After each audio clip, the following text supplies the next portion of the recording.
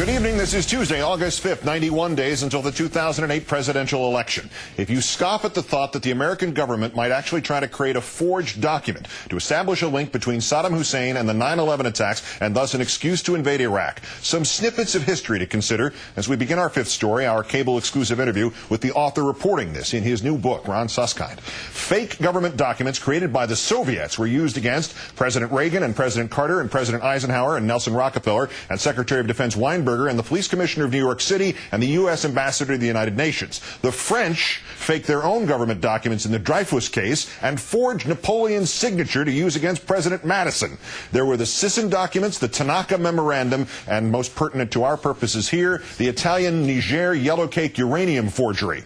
Ron Suskind in a moment. First, the details of what he has written in The Way of the World, published today. The Pulitzer Prize-winning journalist writing that before the March 2003 invasion of Iraq, President Bush already knew Iraq did not have weapons of mass destruction, something that did not stop him from ordering the invasion anyway. Suskind speaking on the record with U.S. intelligence officials who told him that in early 2003, in secret meetings with British intelligence, Saddam's own intelligence chief, Tahir Jahil Habbush, revealed that Iraq, in fact, did not have weapons of mass destruction, information that was passed on to the CIA.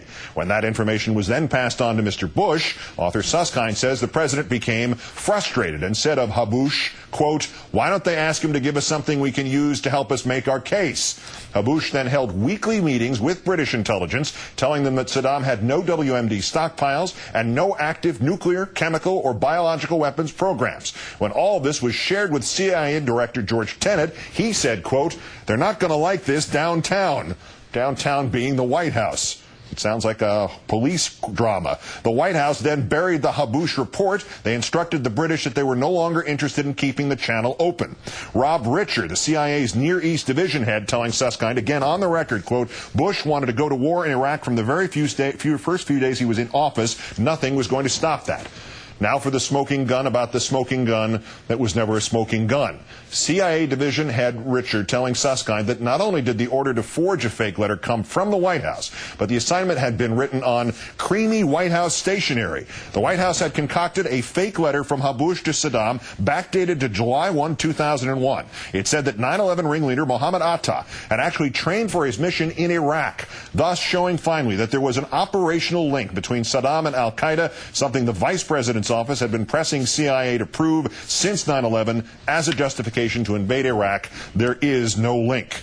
Another CIA official, John McGuire, who oversaw the Iraq operations group, also confirming the existence of the forged letter to author Suskind. But Mr. Richer backtracking for both of them tonight in a statement to MSNBC, quote, "I never received direction from George Tenet or anyone else in my chain of command to fabricate a document from Habbush as outlined in Mr. Suskind's book. Further, today, 5 August 2008, I talked with John McGuire, who has given me permission to state the following on his behalf. I never received any instruction from then Chief NE Rob Richer or any other officer in my chain of command instructing me to fabricate such a letter. Further, I have no knowledge to the origins of the letter and as to how it circulated in Iraq."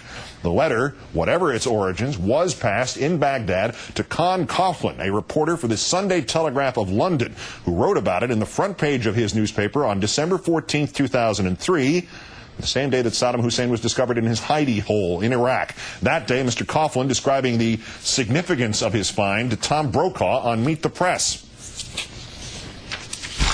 It's an intelligence document written by the then head of Iraqi intelligence, Habbush, to Saddam. It's dated the 1st of July 2001, and it's basically a memo saying that Mohammed Atta has successfully completed a training course at the house of Abu Nidal, the infamous Palestinian terrorist who, of course, was killed by Saddam a couple of months later. Now, this is the first really concrete proof that al-Qaeda was working with Saddam. It's a very explosive development, Tom.